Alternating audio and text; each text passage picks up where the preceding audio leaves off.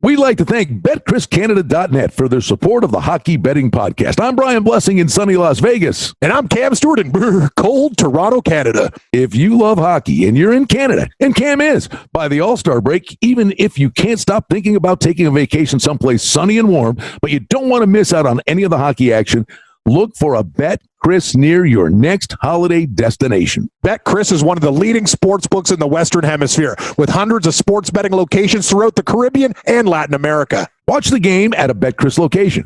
Food and drink specials and VIP lounges are available at many BetChris locations. Use the promo code PODCAST when you open your BetChris account. Place some bets on your game and collect your cash at the window when the game is over. BetChris offers single bets, parlay bets, teasers, and more on pregame and live odds for hockey and all your favorite Canadian and American sports leagues. And BetChris offers a variety of team and player props, including futures. BetChris offers the best value odds on Canadian and international sports. Use the promo code PODCAST when you open up your account at a BetChris location. Deposit $750 or more and get up to a 40% reduced commission on your sports bets, up to minus 106 on single bets and parlay bets. That's the best juice in the biz. So, if you're planning a trip to exotic locations from the Caribbean and Mexico to Peru and almost everywhere in between, the odds are very good. There's a BetChris Sportsbook where you're going on holiday. For more information about visiting a BetChris location while you're on holiday or to listen to or subscribe to the Hockey Betting Podcast, visit BetChrisCanada.net. That's BetChrisCanada.net. Cam, you're Canadian. When you leave Canada and you're heading south, use the promo code PODCAST. You're listening to the Hockey Betting Podcast, presented by BetChrisCanada.net. This is the Hockey Betting Preview for July 19th, 2019. And now, live from Las Vegas, the host of the Hockey Betting Podcast, Brian Blessing. It is always fun talking hockey. Brian Blessing in Las Vegas, and it is certainly always fun talking to our dear friend Cam Stewart when we talk hockey. All kinds of betting angles. Cam, I will say this is the first installment of many because there are a myriad of ways to approach hockey betting, and you and I have long maintained, and I know we're right. I mean, some people can take issue with this, but I've always maintained hockey is the best sport to bet. I think the odds makers are doing a lot better job now than they ever have, but there are still always little chinks in the armor, and you find some soft numbers if you know what you're looking for. You're absolutely right, Brian. And I'll tell you, Vegas really got on board. When the Golden Knights came around, I started to see guys like you and professionals, they got into hockey, but it used to be like we used to basically attack hockey. Numbers were 20, 30, 40, even 50 cents off a lot of the time. And man, we'd make money. You follow the sport too. It's pretty easy a lot of the time. The travel schedules, just try to figure it out. You know, when teams are going on long road trips, there's certain places where teams go to die. You know, the Western Swing, when you go to Alberta there's very, very difficult spots among the season. And I noticed one thing too, Brian, a lot of backup goaltenders, this is a very important angle. Know your backup tenders. A lot of goalies got hurt last year. Some teams have very solid ones, like the Rangers and Georgiev, who could put money in your pocket. You get high totals, and then we tend to take the unders. It's one of those things, Brian, when they were putting out 6.5s and 7s, that's when we started making money on the unders. And I know you're Mr. Over, and you got on a huge streak betting some of these overs, baby. But I'll tell you, look at the teams, the special teams, backup goaltenders, and spots. We're going to be all over this stuff. But, buddy, I think you nailed one of the big ones. And I always say this, and I still think even in the 800-pound gorilla where mistakes are made, what do coaches always say? Run, stop the run. They have their mantras. But they always say offense, defense, and special teams. And special teams is a third of the game.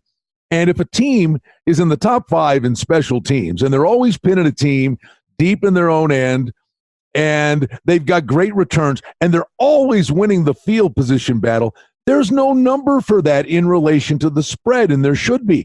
I think there should be something factored in terms of the coaching matchup. In football, it never happens. You find those kind of opportunities. To your point about the backup goalies, I'll tell a quick story. And I may have told you this in the past, but for our listeners, I'm going back about maybe a dozen years, and I happened to be back east. I was back in Buffalo. And, okay, Sabres are playing the Senators. I got a buddy who's down there, works on the broadcast. He gives me a call the morning of the morning skate. And, Ryan Miller's not playing. Marty Baron was on the ice. The backup's playing tonight. Ryan Miller was listed. Okay. The total on the game's 5.5. Oh, wait a minute. Patrick Lalime, the Senators goalie, who was playing great at the time. Patrick Lalime. Wait a minute. He's not taking all the shots in the morning skate. He's not starting tonight. So all of a sudden you found out both backup goalies were playing, and the total was 5.5, and it sat there all day long. They didn't adjust it 10 cents, and the final score in the game, they scored 12 goals. And so these are the kind of things, and it was one of the first things you brought up, and they just don't factor in. A backup is playing. There's a reason the guy's playing 20 games and not 60 games. Good point, Brian. And another thing is there's going to be times this year where these goaltenders get called up, and you got to know they're going to be streaky. A great example was Chicago's goalie, Delia. He came up, and he was money in the bank. The Blackhawks were playing really bad hockey. He came in, and he got on a heater for a while, and then reality stepped in, and then all of a sudden the overs came back again. These are things you have to follow. The backups, they'll run the table, kind of like me at the blackjack table for a while, Brian. Hey, I'm all happy. Drinks are flowing, and the big double down comes. Oh, sorry, casino, you own me again. You've seen it so many times. You have to follow these trends. You have to be all over this stuff. And, there's certain teams, too, that you look, like the Blackhawks, for example, great offense, horrible defense. You take a look at totals right there, and you got to know, as I said before, you got to know your backup goaltenders. You got to know your defense. And a good thing in today's world, Brian, you said it, the morning skate, a lot of these scribes and writers, these guys are all over that stuff. And if you get the information quick before the casino or the book can change it, get on it, jump on it, be proactive. I'll throw one at you, bud, and you'll get a giggle out of this. Our friends at VSiN. Now, sports betting, you do work on the East Coast. This is now a mainstream thing. And hockey, they never paid attention to. Our good friends Mitch and Paulie, they do the morning show on VSiN, and they do a great job. Well, these guys all of a sudden latched on to first period overs in hockey this year. Yep. And all of a sudden, because they had the platform and they were talking about this thing, and I think the Blackhawks had a 20-game streak where they went over 1.5 in the first period. Exactly. And these guys are talking about this like it's the greatest thing since sliced bread. Cam, I've been betting first period overs for 3.5 years. Exactly. But that's great because people are paying attention to hockey now. But these are angles that have always reaped rewards. And I would say to you, the numbers over 1.5 in the first period, a lot of times you got to lay a lot of juice. That's the thing. Know what? Mm-hmm. But my approach to first period overs is sit there. There's 12 games on a menu, and I'm looking at it going, I'll do a 3-team parlay with the 3 games I identified and do that as a parlay, and you're getting 7-8 to 1 on it. It's a great bet. And the bottom line is in any hockey game, even a low-scoring game on paper, the bottom line is out of the gate, somebody's got to get the lead. So they're always going for it in the beginning of games. So over 1.5 in the first period could be a play for you, even if it's a game you think it's under 5.5. No, great point. And I noticed that too, Brian. Guys, we were smashing these things and when they were even 30, 40 cents. And then all of a sudden, winning. You said it. And then it became -1.5, -240. Like, whoa, put on the brakes, bro.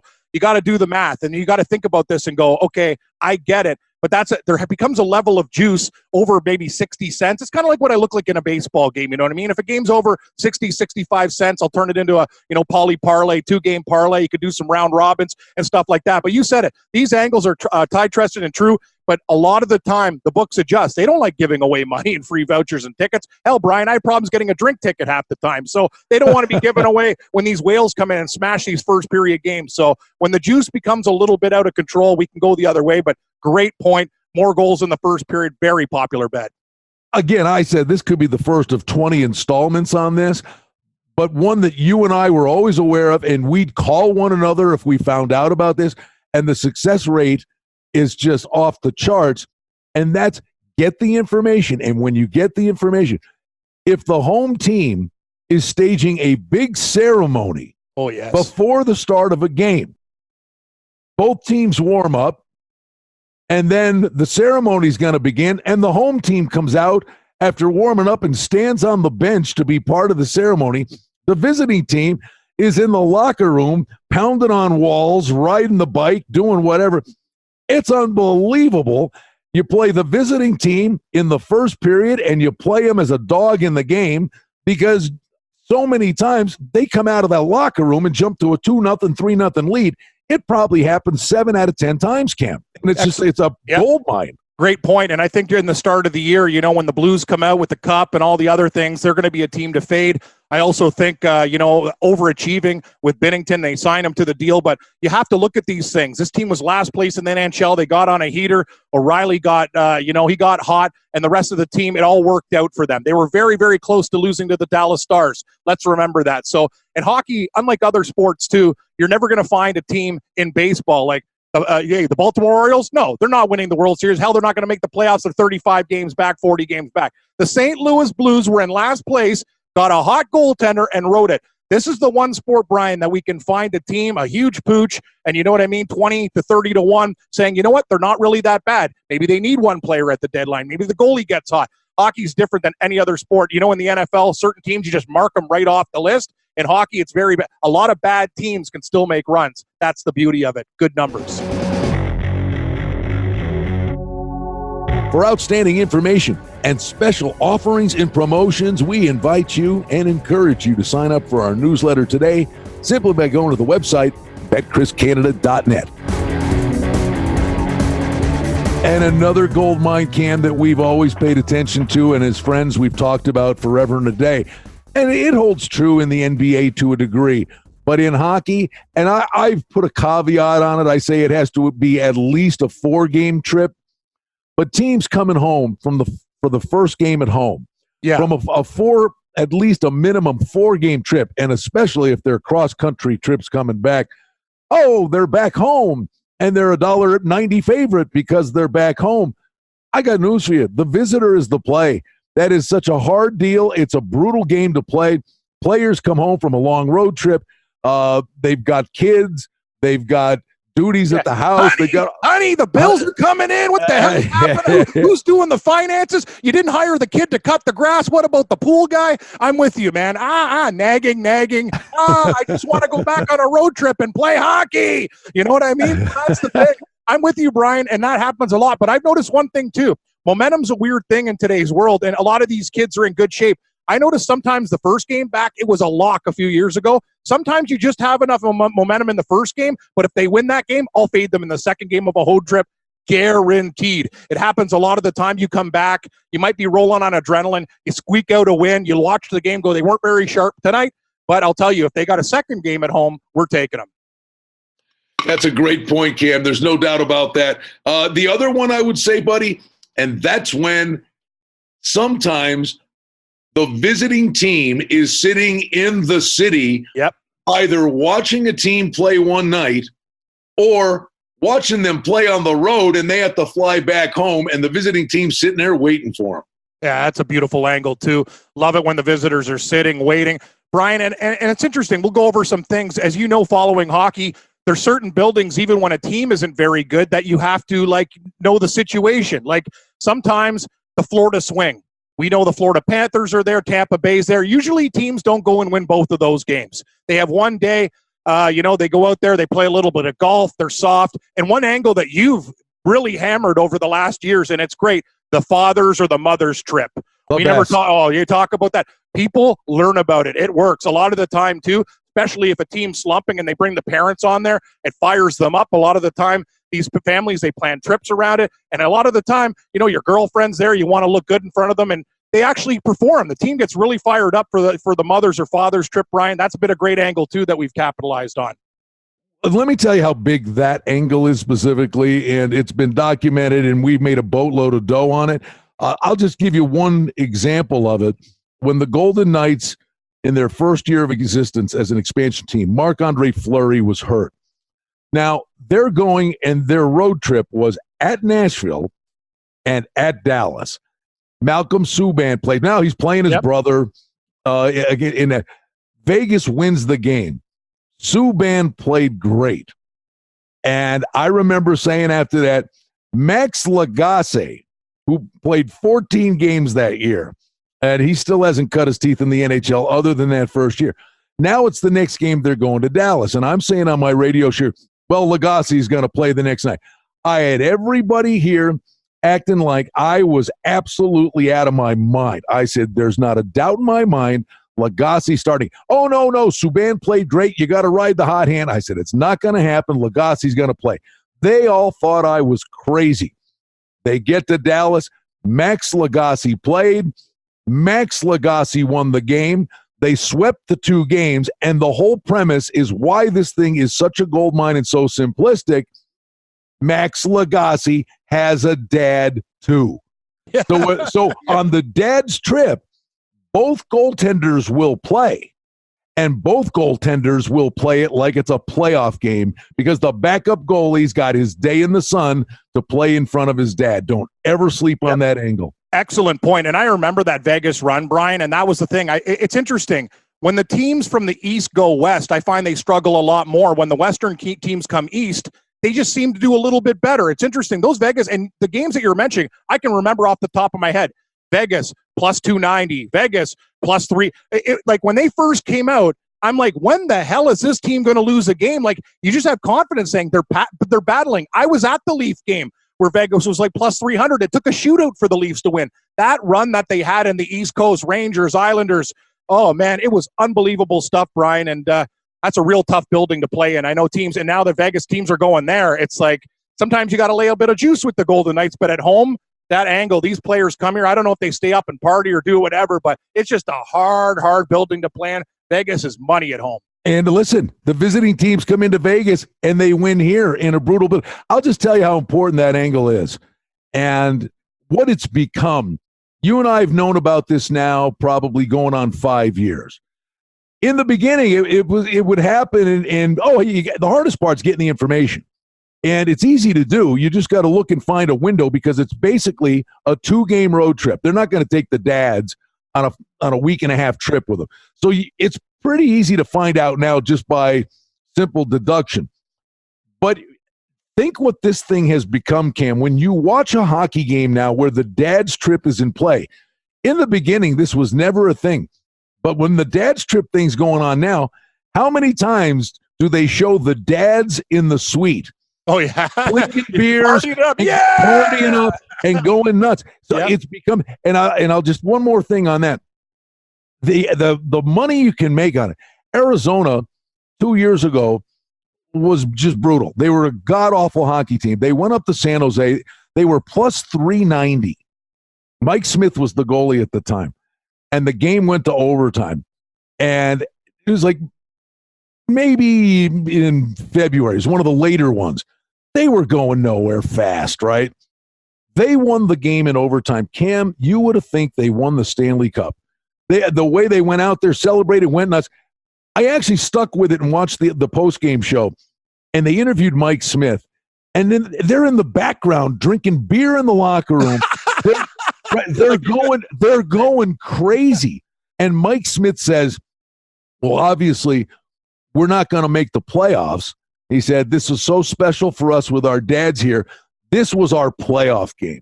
You know Excellent what I mean? point. So the players put so much stock in that, yet the majority of the plays, because these teams are on the road, they're barking dogs on top of it.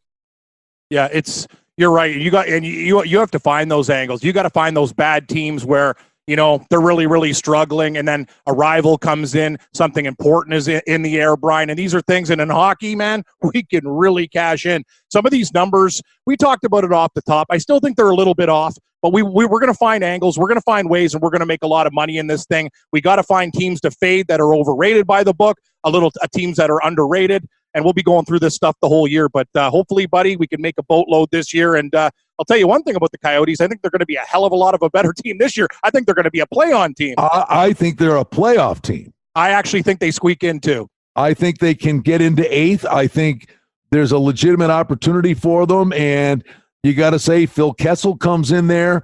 5-on-5 will help them, but specifically on the power play, and I like their goaltending. Yeah, no, and last year the problem with these guys, they can't score goals. You bring Kessel in, you could say one thing about him. I know he likes to. People are like, hey, Phil Kessel, lose a few pounds. Hey, stop eating all that street meat. Guy loves street dogs. Trust me, I lived in Toronto. I know the guy used to serve him all the time. You know me, Brian. I plow food, and apparently Kessel was the second best customer behind me. But anyway, I think he's going to be ready to rock. And hey, they said tickets were up 500% in Arizona since they signed Kessel. They just needed a big name there, and I think this is a team on the rise as well.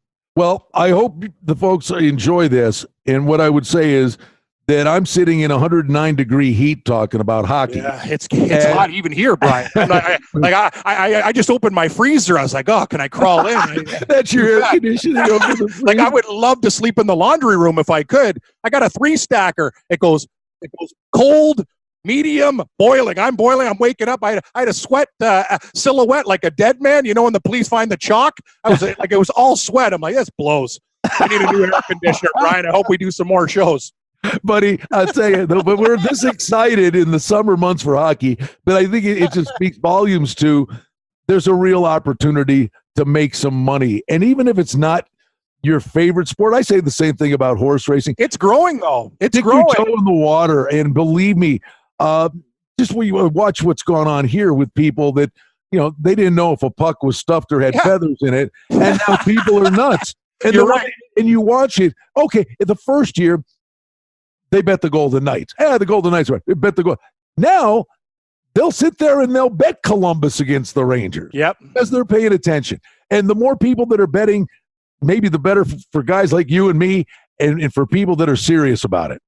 No, I agree. 100%. Man, it's crazy. I ran into Teddy Savransky. His kid's got a Golden Knights jersey when we're at the betting conference there, Brian. I'm like, what the hell's going on here? He's talking about people playing like street hockey in Vegas. I'm like, what kind of world are we living in here? But hey, when you come out and you're the first year of your team and you go to the Stanley Cup final, there's a lot to be excited about. It's going to be a great year, man. There's a lot of parity in the league too. That's the thing, man. There's a lot of teams that are really, really close. And I think we're going to do some good things this year. Make a lot of money, my friend.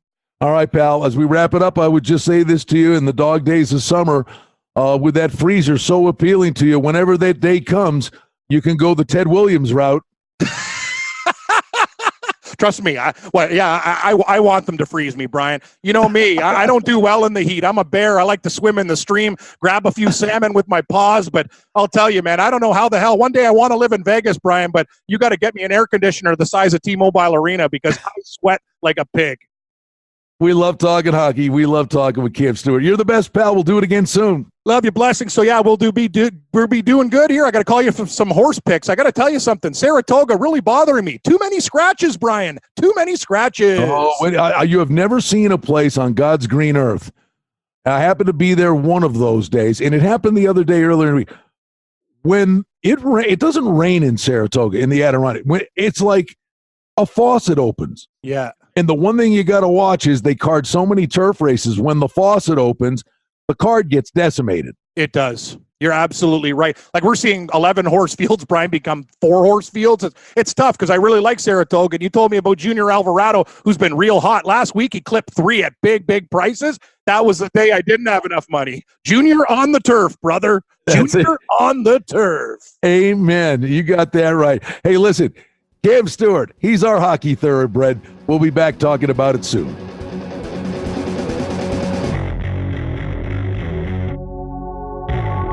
You've been listening to the Hockey Betting Podcast, presented by BetChrisCanada.net.